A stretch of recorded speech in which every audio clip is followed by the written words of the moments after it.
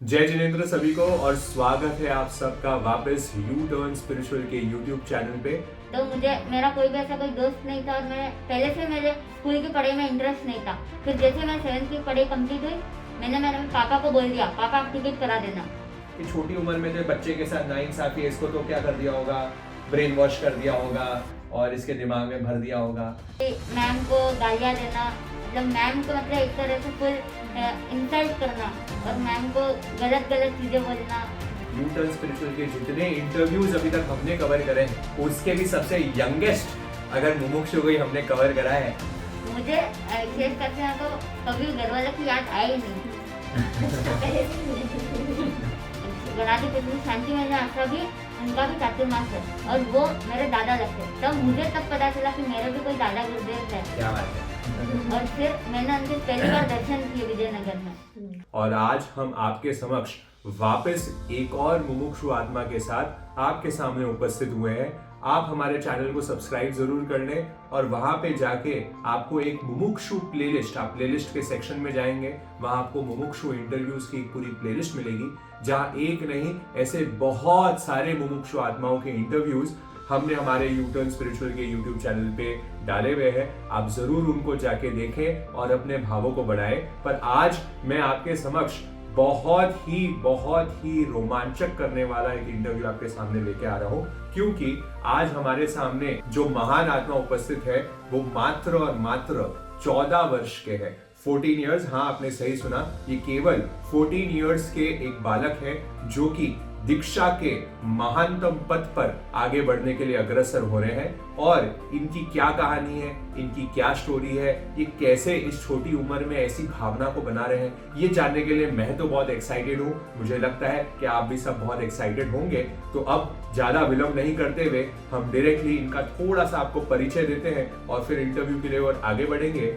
आप मुमुक्षु विरल जी हिंगड़ है, जो कि मैसूर शहर से बिलोंग करते हैं और जैसा मैंने आपको बताया सिर्फ 14 साल के हैं। इनकी जो शिक्षण है, इनकी जो पढ़ाई है, इन्होंने केवल 7th तक पढ़ाई करी है और उसके बाद इनको पढ़ाई की कोई आवश्यकता ही नहीं मिली, क्योंकि इन्होंने सच्चे ज्ञान को प्राप्ति कर ली है और उसी को आगे बढ़ाने के लिए ये इस पद पर आगे बढ़ रहे हैं। मैसूर शहर में रहते हुए इनका बहुत ही धार्मिक परिवार जो कि हिंगड़ परिवार रहा, जिनके हिंगड़ परिवार में ऑलरेडी 6 दीक्षाएं इनके घर से हो चुकी है। इनकी 2 सगी बुआओं ने भी आचार्य विजयराज जी महाराज साहब की संप्रदाय में दीक्षा ली हुई है। तो इस 7 फरवरी को इनकी भी दीक्षा होने जा रही है 4 मुमुक्षु भाई बहनों के साथ, जिनमें सबसे छोटी अवस्था के अगर कोई है तो ये 14 वर्ष के हमारे मुमुक्षु विरल जी हिंगड़ है। तो ये ऐसे हिंगड़ परिवार, धार्मिक परिवार से इनका बिलोंगिंग है। और आपको जान के ये भी खुशी होगी, पूज्य गणाधिपति शांति मुनि जी महाराज साहब है, वो भी आपके कजन दादाजी में लगते हैं। तो ऐसे महान धार्मिक परिवार में से इनका जन्म हुआ और आगे कैसे इनके संस्कार बने, कैसी इनकी इच्छाएं बनी, वो अब हम इनसे सुनने का प्रयत्न करेंगे। जी विरल जी, जय जिनेंद्र। इतना छोटी उम्र में आप इतना बड़ा कदम लेने जा रहे हो। आई थिंक यहाँ पे मुझे तो बहुत उत्सुकता हो रही है कि आपकी पूरी स्टोरी जानने के लिए कि कैसे आपने इस पद पे इतनी छोटी उम्र में, इतनी इस एज में तो इतने अट्रैक्शंस होते हैं, इतना आपको घूमने फिरने का शौक होता है, दोस्तों के साथ जाना और दुनिया की हर चीज़ प्रभावित करती है। बट इस एज में आपको इस संयम पद पे आगे बढ़ने की क्या आपकी कहानी है और कैसे आप इस पद पे आगे बढ़ रहे हो, क्यों ये पद चूज कर रहे हो? सबसे पहले तो मैं अपने माता पिता और परिवार वालों का उपकार मानता हूँ, जिनने मुझे धर्म शुरू से ही धर्म के संस्कार दिए। और उसमें भी सबसे मेरे दादा दादी जो शुरू से धार्मिक प्रवृत्ति के हैं। और उनने जब मैं 2 साल का था तब उनने मेरी एक बुआ को दीक्षा दी। और फिर जब मैं 6 साल का हुआ तब मेरे दूसरी बुआ ने भी दीक्षा ली। आज्ञा पत्र हो रहा था तो आचार्य श्री विजयराज जी महाराज साहब मैसूर पधारे थे। तब हम 4 भाई उन आचार्य श्री विजयराज जी महाराज साहब की सेवा में गए। तब उनने हम सबसे पूछा कि कौन पहले दीक्षा लेगा, क्योंकि हम सब तब छोटे थे। तो हम सबने बोला कि मैं पहले दीक्षा लूंगा।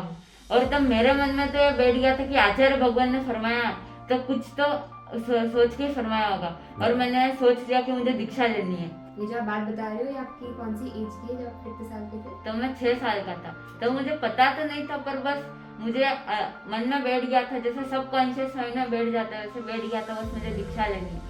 फिर धीरे धीरे महाराजा के दर्शन कराते थे छुट्टियों में। और फिर 2019 में जब मैं 9 साल का था, माँ सतीशी मणिप्रभा जी आशा के सानिध्य में दोनों बुआ महाराजा का चातुर्मास मैसूर हुआ। तो हमने स्थानक के जस्ट पीछे ही चौका लगाया था। तो हम सुबह शाम दोनों टाइम महाराजा के दर्शन करने जाते। तो महाराजा भी हमको सिखाते थे कि दीक्षा हमें क्यों लेनी चाहिए, दीक्षा क्या होता है, संसार में क्यों नहीं रहना चाहिए, संसार दुखदायी क्यों है, और ऐसा हम समझते थे। फिर मैं तो चातुर्मास उठने के बाद मैं महाराजा के साथ बिहार में भी गया। फिर थोड़े दिन बिहार में रुका, फिर मेरे को वापस घर वाले लेके आ गए और फिर तो लॉकडाउन हो गया। और पर लॉकडाउन में भी मैं रोज समय करता था, टाइम टू टाइम। लगभग मैं दिन की 3-4 समय तो करता ही था, और शाम का प्रतिकांड मेरा डेली फिक्स था। और फिर उसके बाद में 2021 में जब कोरोना थोड़ा कम हुआ तो सबकी स्कूलें खुल गई थी, पर हमारे स्कूल वालों ने हमारी स्कूल थोड़ी लेट खुली। तो फिर वो टाइम मिल गया, तब ऑनलाइन क्लास ही चल रही थी। तो मैंने फिर मैंने घर वालों से ये निवेदन किया कि अब मुझे आचार्य श्री विद्याराज आश्रम के सेवा में जाना है। और तब मैं वहाँ पे गया। उससे पहले उनका चातुर्मास विजयनगर था, उससे पहले उसके बाजू में ही ब्यावर था।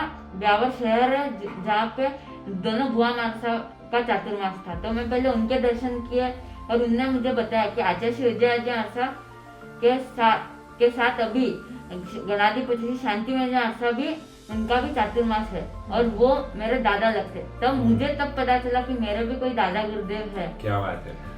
और फिर मैंने उनके पहली बार दर्शन किए विजयनगर में। तब मुझे उनको देखते ऐसा एहसास हुआ कि ये मेरे गुरुदेव है, ये मुझे तारने वाले हैं। मुझे इनके सानिध्य में ही रहकर ज्ञान दान सीखना और इनके पास ही दीक्षा लेकर इनकी सेवा करनी है। और उसके बाद में मैं वही रुकने की जिद्दी करने लगा, पर उसके बाद में घर वाले माने तो नहीं, और वापस घर लेके आ गए।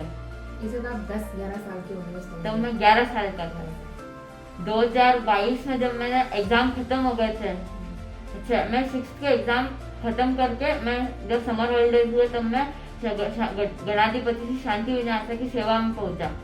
और मैं लगभग 10 दिन तक वहाँ रहा उनकी सेवा में। और वो जब देवलोक हुए तो मैं उधर ही था, और जब वो देवलोक हुए तो मेरे मन पे वज्रघात हो गया था कि अब मेरा क्या होगा। और मैं बहुत निराश हो गया था, और मैं घर वालों को पूछता रहता कि आपने मेरे को इतनी लेट दर्शन कराया मेरे दादा गुरुदेव के, आपने मुझे पहले बताया नहीं कि मेरा कोई दादा गुरुदेव है। पर उसके बाद में आचार्य श्री विद्याराज आशा के पास जब मैं गया तो उन्होंने मुझे संबल दिया, और आचार्य श्री विद्याराज आशा ने फरमाया कि तेरे दादा गुरुदेव आज गणाधिपति शांति में आशा नहीं है, वो देवलोक हो गए, पर मैं तेरा दादा गुरुदेव मैं तेरा दादा गुरुदेव हूँ, तू मुझे दादा गुरुदेव समझकर मेरे पास रहे, मैं तुझे आगे बढ़ाऊंगा। और फिर मैंने भी ये सोचा आचार्य श्री विद्याराज जी महाराज भी एक महान व्यक्तित्व रखने वाले हैं, वो इतने बड़े महापुरुष है, मुझे अब इनकी सेवा में रहना। और मैं फिर उनकी सेवा में रहा। पर फिर 7th का एग्जाम करना है करके मुझे वापस घर लेके आ गए। तो आचार्य भगवान ने भी उनको समझाया, पर वो उस टाइम तो बोले अभी एक बार 7th कंप्लीट होने तो उसके बाद छोड़ देंगे। फिर जब 7th कंप्लीट हुई तो समर हॉलीडे आपका मन तो नहीं था कि मैं एग्जाम देने जाऊं या घर जाऊं? क्योंकि मुझे पढ़ाई में इंटरेस्ट नहीं था, तो पर उस टाइम तो मुझे लेके आ गए।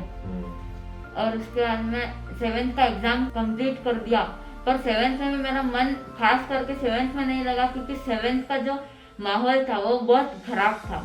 भले मैं 7th में ही था, पर जो मेरा सराउंडिंग थी उसमें मेरे दोस्त कोई भी अच्छा नहीं था। जबकि उसमें मेरे जो भी मेन दोस्त थे वो सब जैन ही थे, पर उन जैन लोगों के भी संगत बुरी होने से वो उन लोगों के भी संस्कार बिगड़ गए। तो मुझे मेरा कोई भी ऐसा कोई दोस्त नहीं था, और मेरे पहले से मेरे स्कूल की पढ़ाई में इंटरेस्ट नहीं था। फिर जैसे मैं 7th की पढ़ाई कंप्लीट हुई, मैंने मेरे पापा को बोल दिया पापा आप टिकट करा देना। फिर पापा ने टिकट करा दिए। ऐसा क्या आपको लगा 7th क्लास के माहौल में कि आप वहाँ पे फिट नहीं हो रहे हो या आपको माहौल सही नहीं हो रहा? क्योंकि आज की सिचुएशन ये सब जगह हो रही है, बट आपको क्या लगा? मतलब मेरे को मेन चीज तो यही थी ना, पहले से इंटरेस्ट नहीं था, वैसे धर्म में इंटरेस्ट था। और उसके बाद में मतलब ये तो हो गया था कि मतलब एक बोलने के लिए मिल गया था कि स्कूल अच्छा नहीं है, क्योंकि एक्चुअल में जो 7th का था वो एक्चुअल में मतलब वो लोग धर्म मतलब बिल्कुल भी मैम को गालियाँ देना, मतलब मैम को मतलब एक तरह से फुल इंसल्ट करना और मैम को गलत गलत चीजें बोलना। और उसके अंदर कंप्यूटर लैब में वो मैम से एकदम अपोजिट साइड में किनारे पे बैठते थे, जहाँ सीसीटीवी भी उनके कंप्यूटर को देख ना पाए और वो कंप्यूटर में गलत गलत चीजें सर्च करते थे। तो वो भी मुझे अच्छा नहीं लगता था, मैं उनको ही बोलता था पर वो मेरी बात को मानते नहीं थे। फिर आपका कैसे आगे बढ़े आप वहाँ पे? आपने स्कूलिंग से वहाँ चले गए, 7th कंप्लीट करके आप बोले टिकट करा दी, फिर आप वहाँ पहुँच गए आचार्य विजय राजे। फिर वहाँ पहुँचने के बाद जब समर हॉलीडेज पूरे हो गए तब वापस मुझे लेने के लिए आ गए, अब जाना है करके। मैंने मना कर दिया, मैं आऊंगा ही नहीं। तब आचार्य श्री विजय ने भी समझाया और वो उस टाइम तो चले गए। फिर वापस 1 महीने बाद वो आए और उन्होंने बोला कि अब चलो। तब मैंने बोला कि अभी मुझे नहीं आना है, पर आचार्य श्री विजय ने भी थोड़ा समझाया, पर फिर वो जब नहीं माने तो आचार्य भगवान ने मुझे फरमाया कि अभी तो 1 महीना हो गया है, अब थोड़ा सा आपको संघर्ष करना पड़ेगा घर पे और घर वालों को आपको समझाना पड़ेगा। अगर ऐसा आप रहोगे तो आप घर जाओगे तभी वो समझेंगे। फिर मैं थोड़े दिन घर गया, फिर मैं 1 महीना घर गया, तब भी वो मतलब ऐसा था कि घर वाले पूरे टाइम यही बोलते थे कि पढ़ाई नहीं करेगा तो कैसे रहेगा, आजकल जो पढ़ाई करता है उसकी वैल्यू होती है ज्यादा, सब कुछ आना चाहिए, वो नॉलेज भी होना चाहिए। पर बस मुझे पढ़ाई नहीं करनी थी, क्योंकि जब गणाधिपति शांति में थे उनने भी फरमा दिया था कि पढ़ाई अपन को करनी नहीं है। तो इसलिए अब उनने फरमा दिया तो बस मेरे मन में बैठ गया मुझे पढ़ाई नहीं करनी है, बड़े ने फरमा दिया बस अब पढ़ाई नहीं करूंगा, वही दिमाग में सेट हो गया। और फिर जब वो बोलते तो मैं समझ लेके बैठ जाता था। जब 9-10 बज जाती थी तब उठ जाता था। अब तो वैसे स्कूल शुरू हो गया है, अब वैसे भेजेंगे नहीं, बिना नाश्ता के तो वैसे भी नहीं भेजेंगे, तो तैयार होने थोड़ी लेट करता था, नाश्ता करता तब तक 11 साढ़े 11 हो जाती थी। तो और फिर रात को भी फिर बहुत बोलते थे, बहुत ज्यादा बोलते थे, पर एक बार तो सुन लेता था, एक बार कोई कोई लगता था, पर गुरुदेव का स्मरण करता था, लगता था नहीं अब मुझे नहीं पढ़ना भले कुछ भी हो।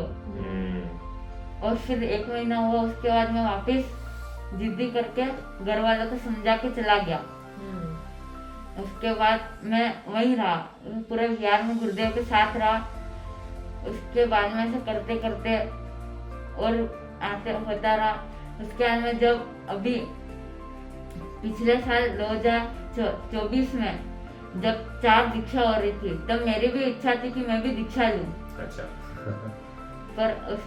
पर उस टाइम तो घर वालों ने भी आज्ञा नहीं दी और आचार्य श्री विजय जी ने फरमाया अभी थोड़े बाद में दीक्षा, अभी नहीं। तो फिर वो भी उस टाइम दीक्षा नहीं हुई।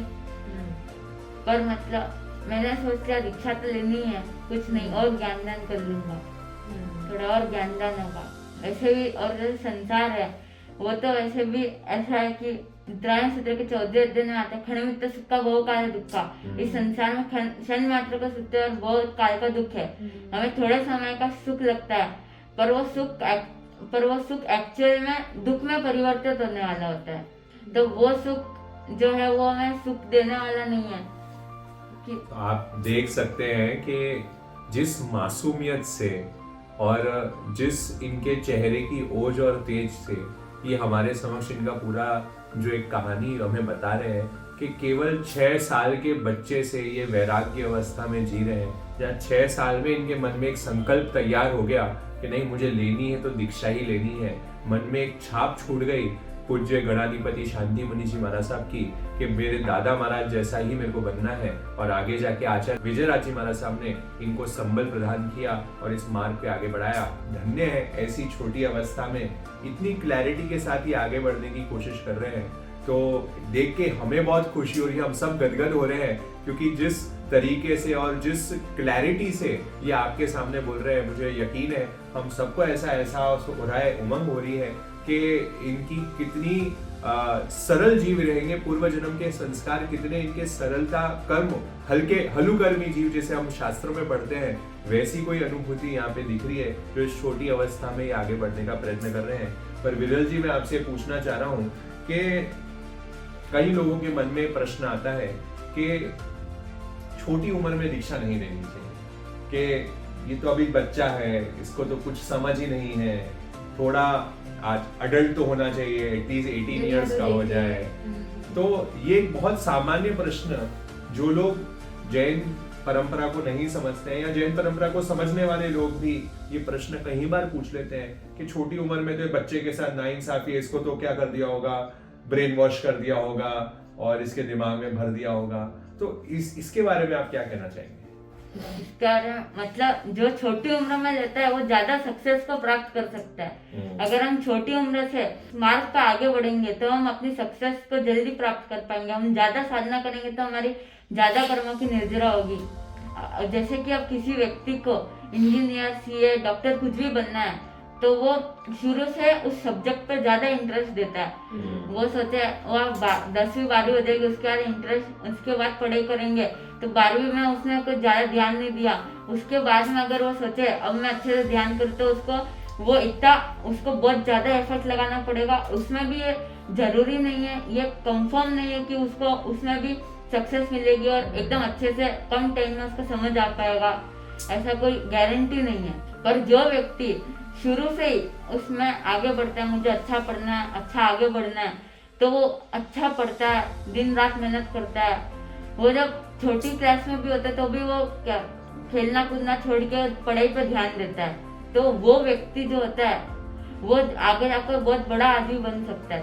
वैसे ही संयम में भी अगर हम जितनी जल्दी दीक्षा लेंगे उतना ज्यादा संयम का पालन कर पाएंगे और उतनी ज्यादा कर्मों की निर्जरा कर पाएंगे, तो उससे हम उतना तो हमारा मोक्ष उतना जल्दी निकट होगा। तो इसी कड़ी में एक और प्रश्न आपके लिए कि आप इतनी छोटी उम्र में संयम ले रहे हो, आपको संयम से डर नहीं लग रहा कि वहाँ पे कितने कष्ट होंगे, कितनी प्रॉब्लम्स होने वाली है? बोलते लोहे की धार पे चलने के समान है, तो इतने कष्ट और इतने लंबे लंबे विहार, खाना मिले नहीं मिले, 24 विहार करना पड़ता है, कितनी प्रॉब्लम्स होती है, तो आप वो सब सहन करने के लिए रेडी हो? सहन तो सब जगह करना है, भले संसार में हो या संयम में हो। पर संसार में भी कोई व्यक्ति अगर आगे बढ़ता है तो वो अपना सारी सुख सुविधा को छोड़ता है, क्योंकि वो सोचता है कि मुझे अपनी जिंदगी में अच्छी पोस्ट प्राप्त करनी है, अच्छी वैल्यू पानी है, मुझे अच्छी वैल्यू चाहिए। और वो सोचता है अगर मेरी अच्छी पोस्ट होगी तो मेरी सैलरी अच्छी होगी, लोग मेरा आगे पीछे घूमेंगे, मेरा बहुत नाम होगा, तो वो उसके लिए बहुत मेहनत करता है। तो वो सोचता है अभी थोड़ा मेहनत करूंगा, अभी सुख सुविधा छोड़ूंगा तो बाद में बहुत सारा मिलेगा। पर संयम में भी अगर हमको कुछ पाना है, संयम में भी हमें अपनी आत्मा को जगाना है, अपनी आत्मा को मोक्ष तक पहुंचाना है, अपनी आत्मा के लिए मोक्ष प्राप्ति करनी है हमें। मैंने भी ये सोचा मुझको भी थोड़ा बहुत तो सहना ही पड़ेगा।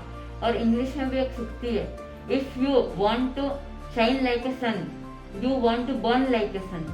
तो अगर हमें सन की तरह चमकना है तो हमें उसकी तरह जलना भी पड़ेगा।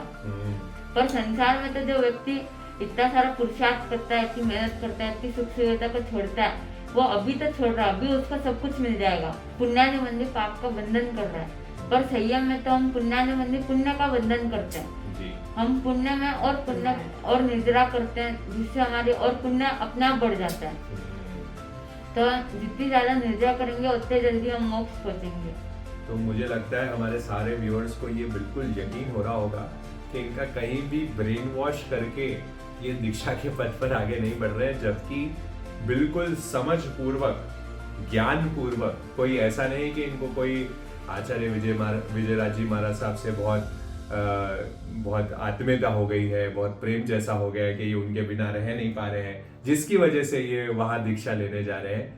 ये इसलिए लेने जा रहे हैं क्योंकि आप देख रहे हैं पुण्यानुबंधी पुण्य पूरी क्लैरिटी के साथ आपको समझा रहे हैं कि मुझे यहाँ भी संघर्ष करना पड़ता, वहां भी करना पड़ेगा, और फिर ये आगे पथ पे आगे बढ़ने जा रहे हैं। तो ये हम सबके दिल को एक एहसास दिला रहा है कि ये पूर्व जन्म के संस्कार तो होते ही होते हैं। और आज के बच्चे भी आप जानते हैं कि 14 साल में आज का बच्चा सब चीज जानता है, है ना, चाहे वो संसार में भी है, आप स्कूल के बच्चे या आपके घर परिवार में देखते हैं तो उनकी समझ बहुत तेजी से विकसित हुई भी होती है।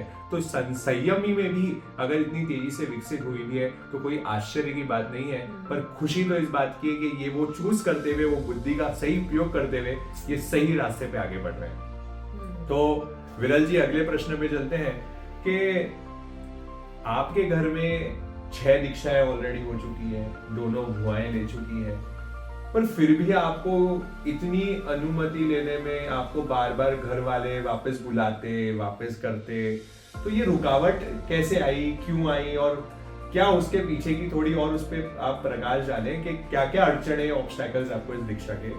मतलब उसमें भी मेरे पापा तो शुरू से तैयार थे। मेरे पापा की तो इच्छा थी कि मैं तो दीक्षा नहीं ले पाया पर मेरा बेटा ले, पर मेरे दादा दादी की भी ऐसा कोई मना ही नहीं था। पर वो उनकी सोच थी कि क्योंकि दोनों बुआ ने, एक बुआ जो मास्टर सोमेश्वर जी मानसा वो एमए में गोल्ड मेडलिस्ट है, और एक बुआ मास्टर स्वयं प्रभा जी मानसा वो एमबीए है। अच्छा। तो उनकी ये सोच थी कि उनने इतना पढ़ा इसलिए वो संघ की इतनी प्रभाव ना कर पा रहे, तो मैं भी पढ़ूंगा तो मैं अच्छे से प्रभाव ना कर पाऊंगा, नहीं तो मेरे को कुछ आएगा नहीं, तो मैं लोगों को समझाऊंगा क्या। पढ़ाई करते तो उसका समझाने का तरीका आता है, तो मतलब उनका ये सोच था, तो इससे वो थोड़ा वो था। और मेनली रुकावट तो मेरी मम्मी की थी, क्योंकि वो नहीं चाहते थे कि मैं दीक्षा लूं, क्योंकि उनके मतलब उनके जो ननियाल में इतना धर्म नहीं था और उनका धर्म में इतनी रुचि नहीं थी। अच्छा। और उनका मेन तो रहता था कि मेरा बेटा दीक्षा की लेगा, वो इतना कैसे पालेगा, बेटे का जो मोह है। उसके बाद में पर फिर धीरे धीरे मैंने उनको समझाया तो वो भी समझ गए, ठीक है वो मार्ग अच्छा है। तो ऐसे कुछ ऐसे कभी कुछ इमोशनल चीजें आपके साथ हुई और माँ आपके सामने रोई, तो आपने उसको कैसे टैकल करा, क्या हुआ? मम्मी बोलते थे कि मैं तेरे को मेरी कोई परवाह ही नहीं है, क्या जैसे जा रहा है, फिर क्या तेरे को तो कुछ है ही नहीं, ऐसा करेगा।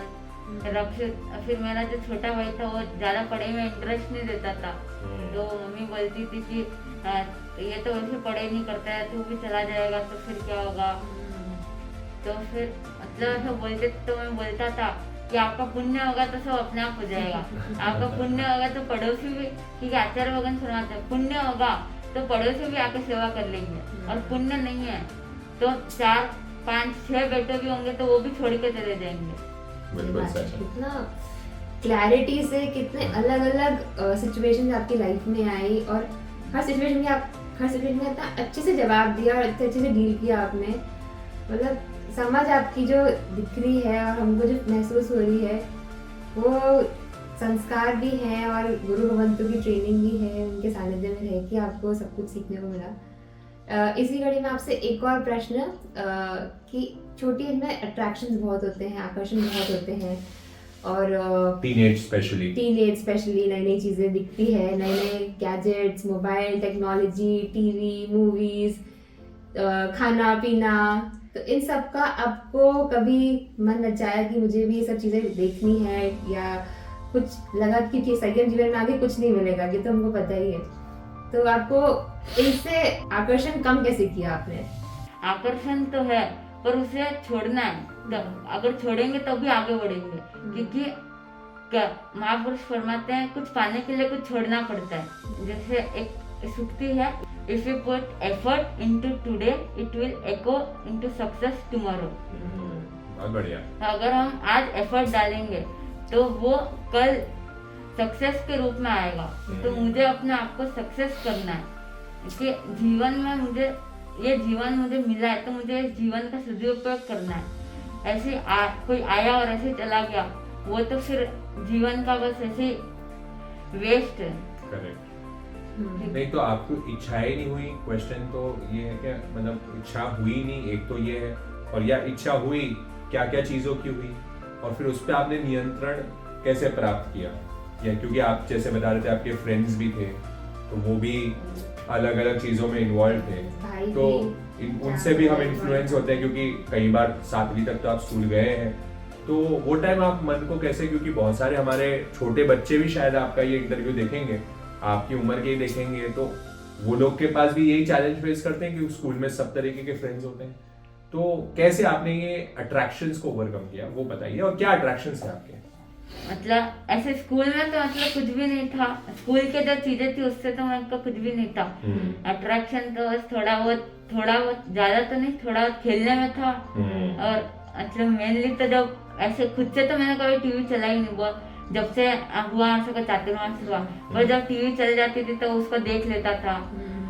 तो मैंने फिर अट्रैक्शन को मैं थोड़ा थोड़ा कम करता था कि मैं सोचता था कि मुझे महापुरुष जैसा बनना है, आचार्य श्री विजयाजी महाराज, गणाधिपति शांति महाराज जैसा बनना है।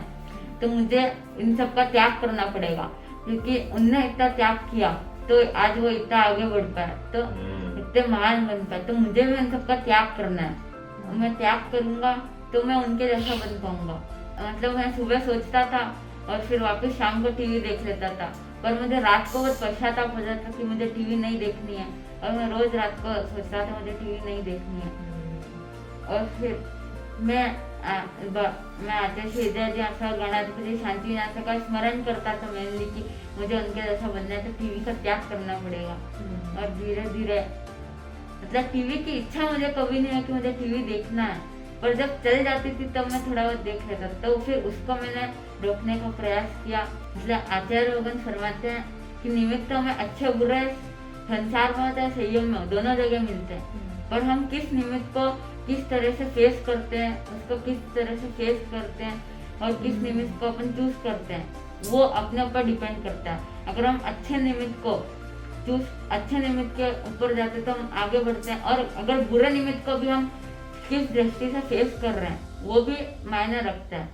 तो दोनों निमित्त से भी हम आगे बढ़ते हैं, बस फेस करने का तरीका क्या है, बस वो मेनली मायने रखता है।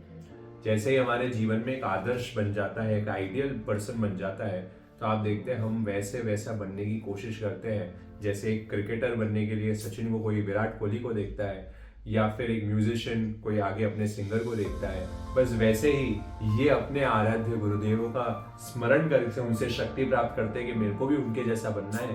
क्योंकि एक संकल्प इन्होंने मजबूत कर लिया तो शायद रास्ते बड़े आसान हो गए। यही इनका एक मेन कारण रहा।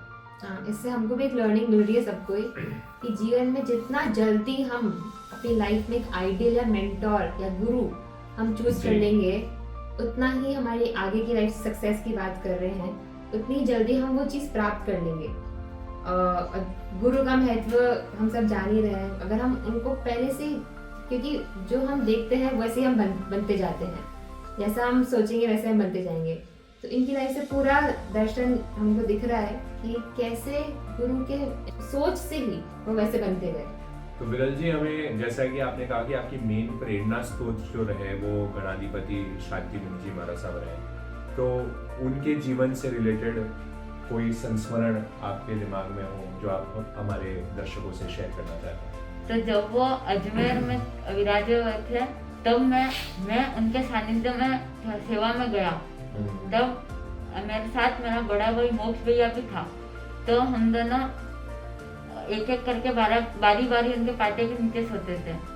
तो फिर एक दिन मोक्ष भैया पाटे के नीचे सोया था, तो जब वो करके से आवाज निकालते थे कि ताकि उठ जाए, तो पाटे के नीचे वो आवाज विशेष आती थी। तो मोक्ष उठ गया, और तब महाराज ने फरमाया कि आपको नहीं, मैं महाराज को बुला रहा हूँ, अभी सो जाओ, प्रतिकांड का टाइम नहीं हुआ। तो पर उसको नींद नहीं आई, तो वो पाटे के बाहर बैठा रहा थोड़ी देर।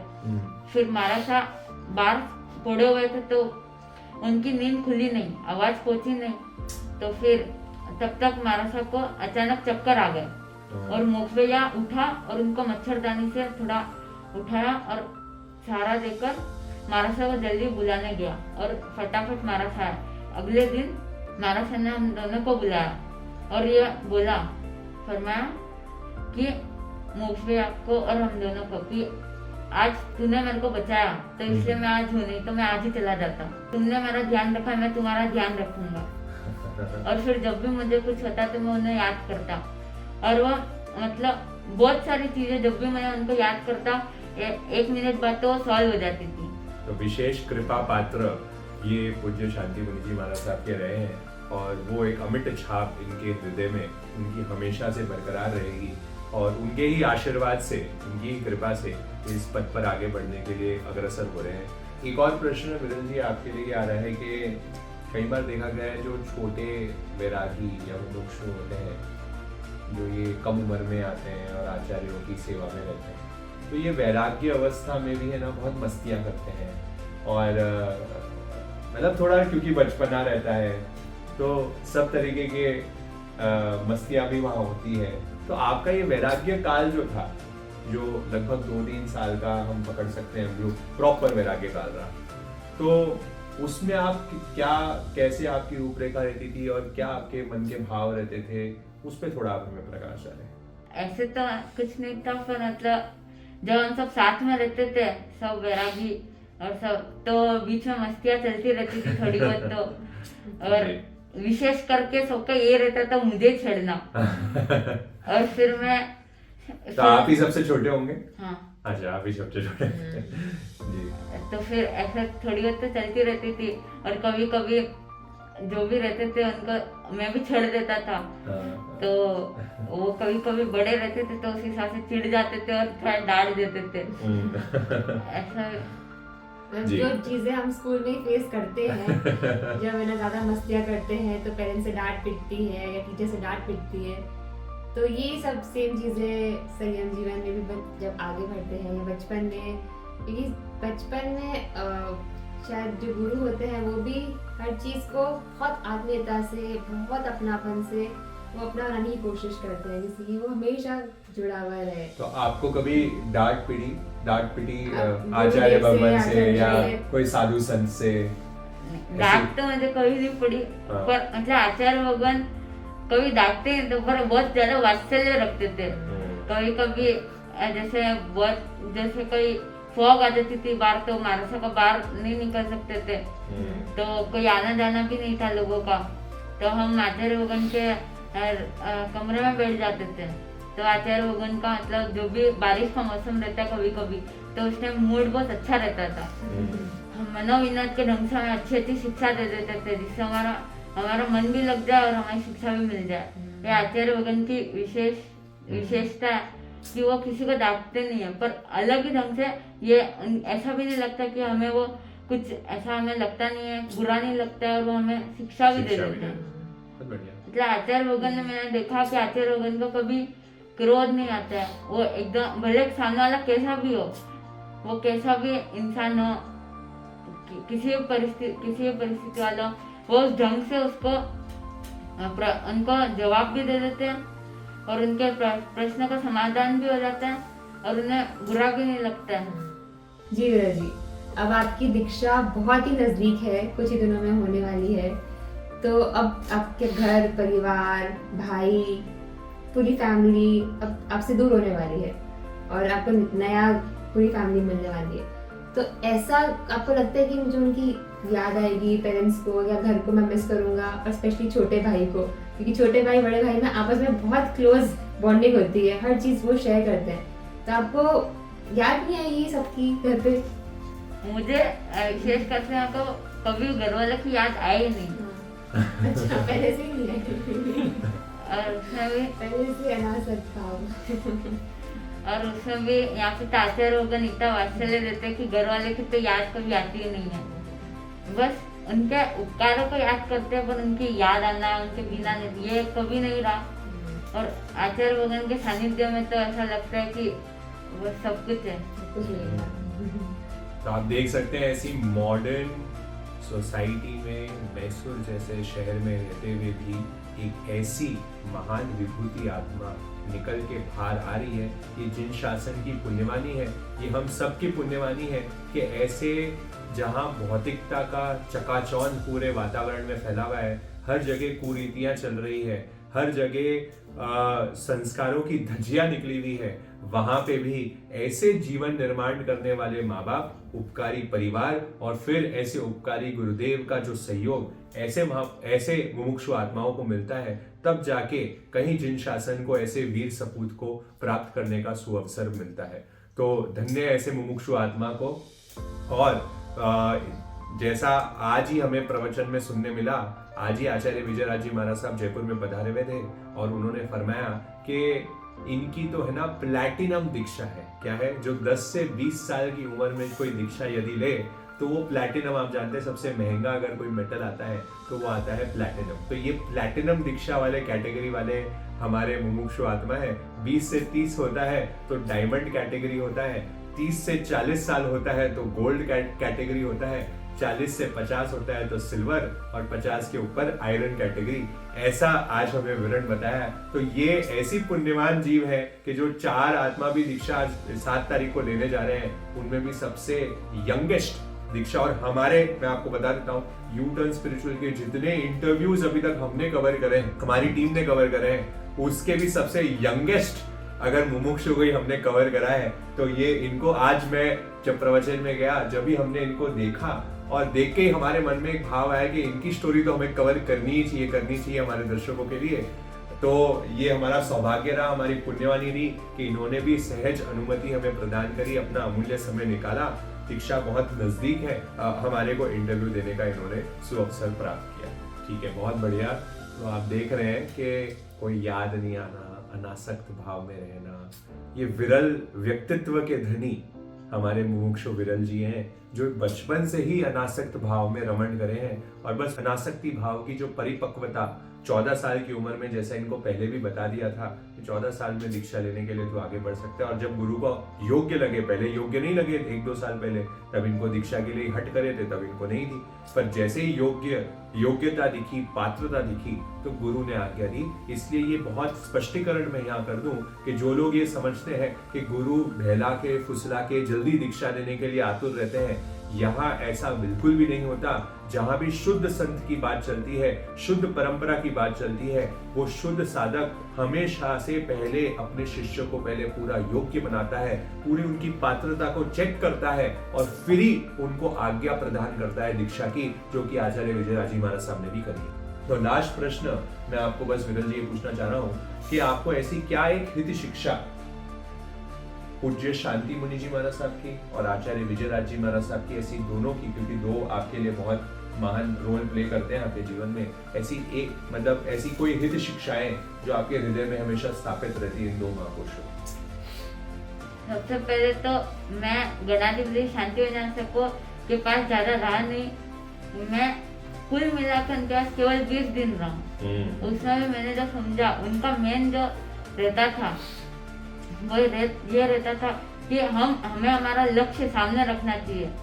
तो जब हम हमारा लक्ष्य सामने रखेंगे तो हमारे कदम उसी ओर आगे बढ़ते चले, निरंतर आगे बढ़ते चले जाएंगे और हम अपने लक्ष्य को प्राप्त कर लेंगे।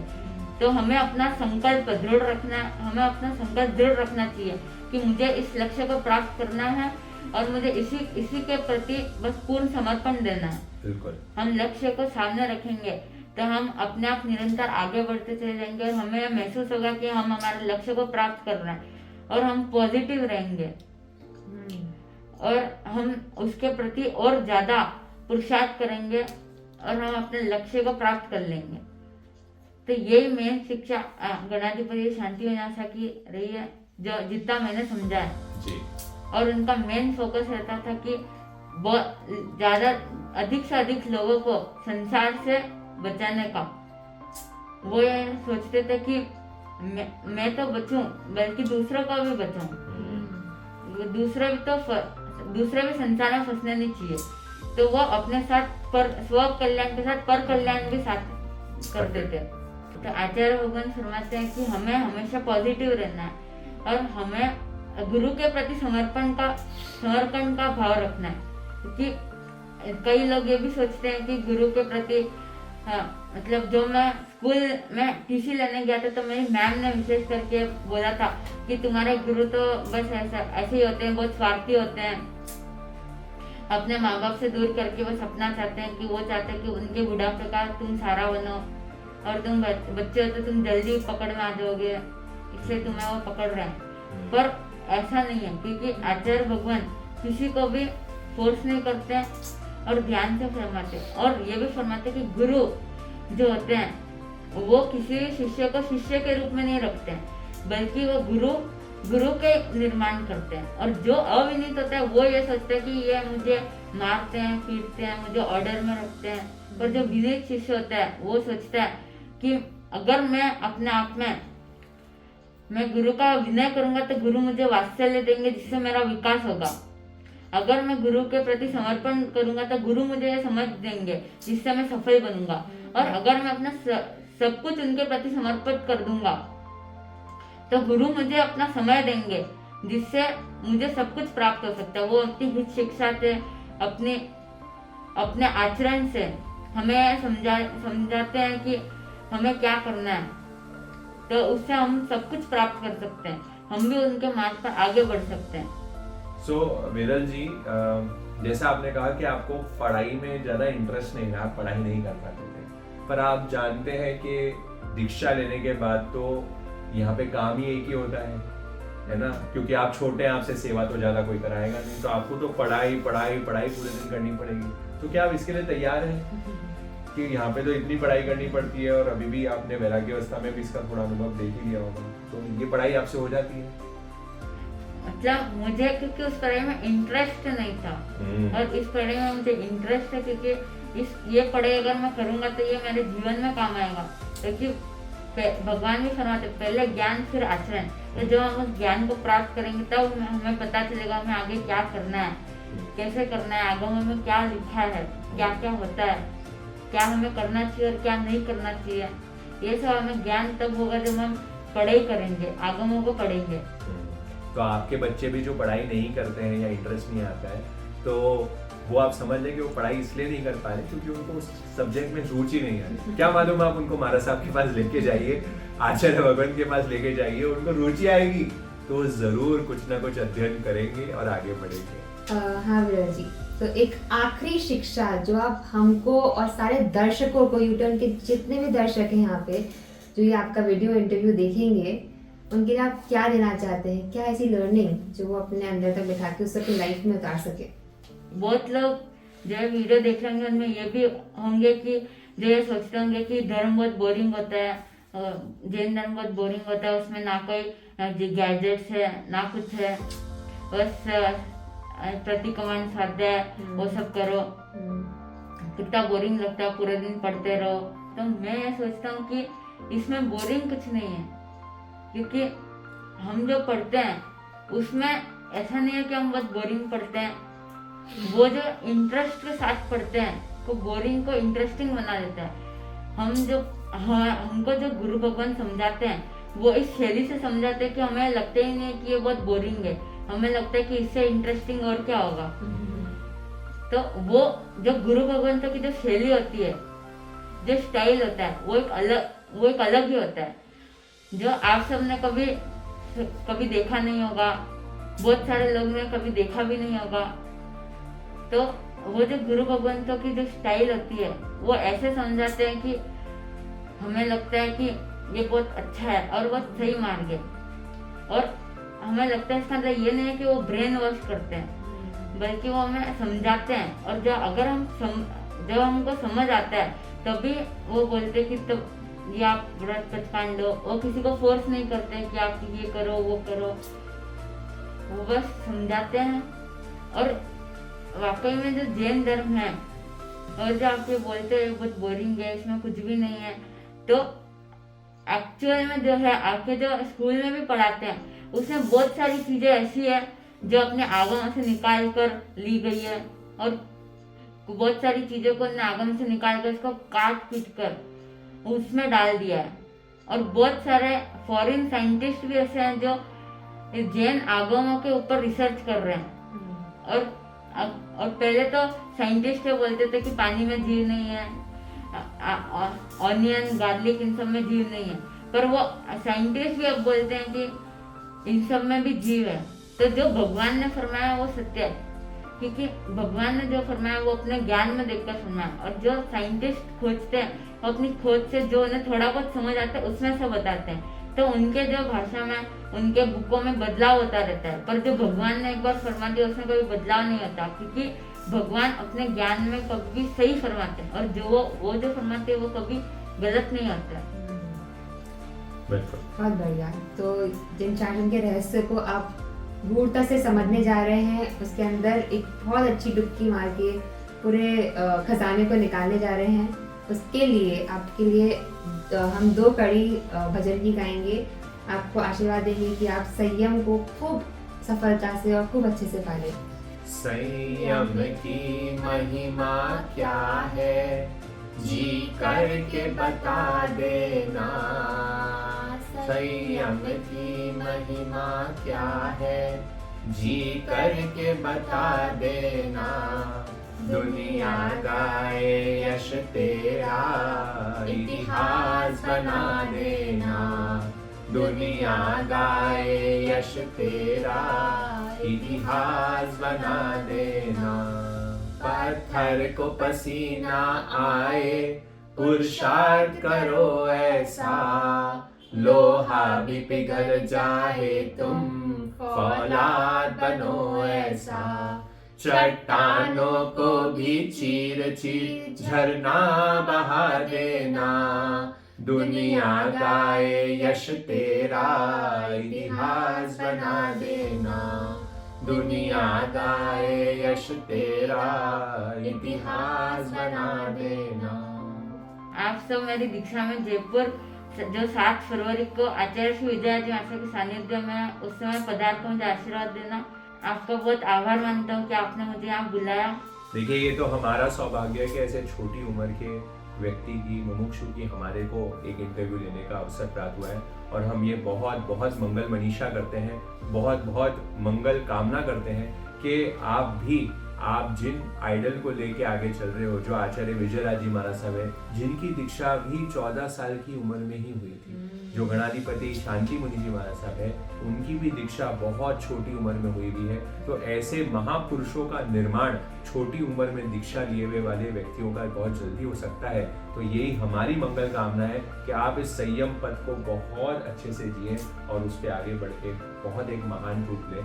यही मंगल मनीषा के साथ आगे हमारे साथ जुड़े रहें। यू टर्न स्पिरिचुअल पे सब्सक्राइब करके रखें, नोटिफिकेशन बेल प्रेस करके रखें, क्योंकि ये हमारा एक ही ऑब्जेक्टिव है यू टर्न स्पिरिचुअल पे कि हम ऐसे लोगों को आपके समक्ष लेके आए, ऐसे इंटरव्यूज को लेके आए, ऐसे वीडियोस को लेके आए जहां आपके जीवन में एक यू टर्न आए, एक भावों के परिवर्तन आए और शुद्ध अध्यवसाय में आते हुए हम शीघ्र अतिशीघ्र हम सब भी आराधक पद को प्राप्त करें। इसी मंगल कामना के साथ जय जिनेंद्र, धन्यवाद।